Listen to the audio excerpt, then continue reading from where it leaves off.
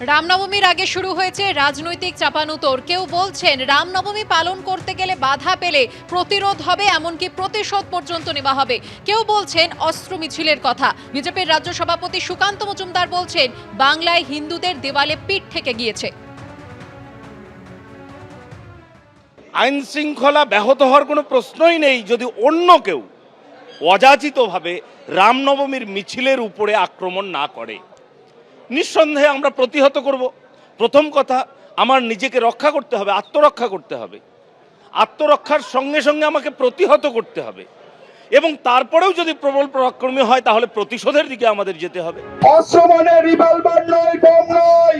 আমাদের মা দুর্গার হাতে যে অস্ত্র থাকে, দশভুজা মা দুর্গা, আমাদের দেব দেবীদের হাতে যে ত্রিশূল থাকে, খাড়া থাকে, তাই নিয়ে মিছিল হবে। ঝান্ডা থাকবে, ঝান্ডার সঙ্গে ঝান্ডা থাকবে। হিন্দু সমাজ অত্যাচারিত হতে হতে বাংলায় দেয়ালে পিঠ থেকে গেছে।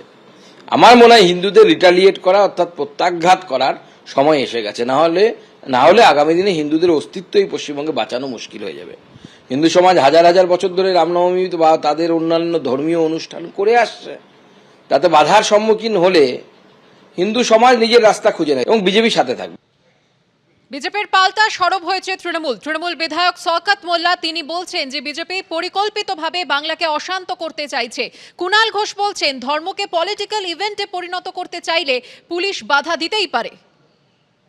আমাদের প্রিয় মুখ্যমন্ত্রী বলেন ধর্ম যার যার উৎসব সবার। ধর্মকে নিয়ে যারা রাজনীতি করে তারা হলো কাপুরুষ, এবং এবারেও আমাকেও ওরা ইনভাইট করেছে যে এই মিটিংয়ে এই মিছিলে অংশগ্রহণ করার জন্য উপস্থিত থাকবে।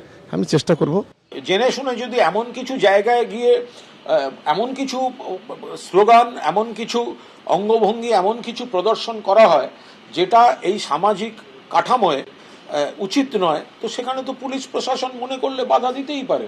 এখন ধর্মকে নিয়ে যারা রাজনীতির ব্যবসা করতে নেমেছেন, তারা সেই রাজনীতির ব্যবসা করতে গিয়ে যদি ধর্মর আচার পালনের অগ্রাধিকার থেকে সরে গিয়ে তারা যদি পলিটিক্যাল ইস্যু, পলিটিক্যাল ইভেন্ট তৈরি করতে চান, তো তাহলে তো পুলিশ প্রশাসন কেন বাধা দেবে না? দেবে।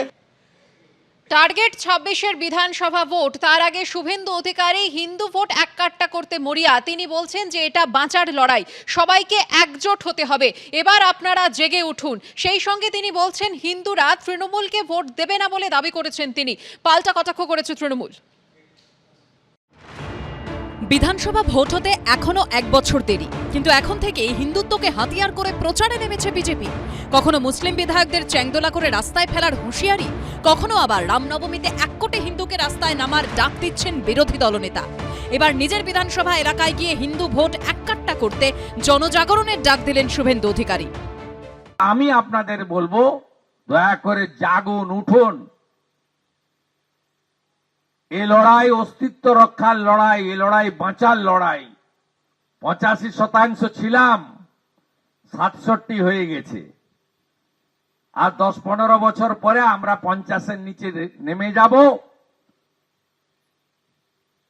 তখন এখানে প্রধানমন্ত্রী তৈরি হয়ে যাবে। কেন্দ্রামারির প্রধানমন্ত্রীর নাম হবে শাহাউদ্দিন, দাউদপুরের প্রধানমন্ত্রীর নাম হবে শামসুল।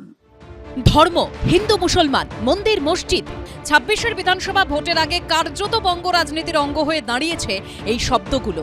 এই প্রেক্ষাপটে শুধু শুভেন্দু অধিকারী নন, হিন্দুত্বের জিগির তুলতে চাইছেন বিজেপির অন্যান্য নেতারাও। বাংলাদেশ তার ট্রেলার দেখিয়ে দিয়েছে, যদি না জিততে পারেন তাহলে পশ্চিমবাংলা থেকে হিন্দু বাঙালি বলে কেউ থাকবে না। তবে শুধু বিজেপি নয়, বাংলাদেশের প্রসঙ্গ টেনে কার্তিক মহারাজও বলেন যারা হিন্দুদের কথা বলেন তাদেরকেই ভোট দিন। পশ্চিমবাংলার হিন্দুদের কাছে অনুরোধ করব, নিবেদন করব যে আপনারা এবারে চিন্তা ভাবনা করুন। যদি চিন্তা ভাবনা না করেন তাহলে বাংলাদেশের পরিস্থিতি হতে পশ্চিমবঙ্গে আর দেরি হবে না।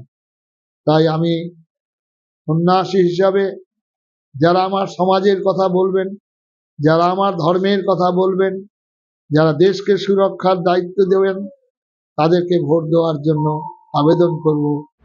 এদিন নন্দীগ্রামে দাঁড়িয়ে 26-এর ভোট নিয়ে রীতিমতো ভবিষ্যৎবাণীও করেন বিরোধী দলনেতা। কোনো হিন্দু লোক তৃণমূলকে ভোট দেবে না। মোথাবাড়ি দেখার পরে, নওদা দেখার পরে কোনো হিন্দু লোক মমতাকে ভোট দিবে না, আমি আপনাকে লিখে দিলাম। তৃণমূলে যারা আছে চাকরি বাঁচানোর জন্য তারাও ভোট দিবে না। শুভেন্দু অধিকারীর হিন্দুত্ব প্রচারকে বেত্তে ছাড়েনি তৃণমূল।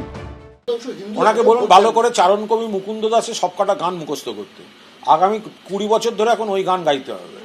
শুধু ওকে স্পষ্ট করতে হবে, কদিন আগে বলছিলেন ওঠো জাগো তৃণমূলকে ভোট দাও, কদিন আগে বলছিলেন সারা পশ্চিমবাংলা কোথাও লাল ঝান্ডা দেখা না যায়, তখন বলছিলেন তৃণমূলকে ভোট দাও, এখন বলছেন বিজেপিকে ভোট দিতে হবে।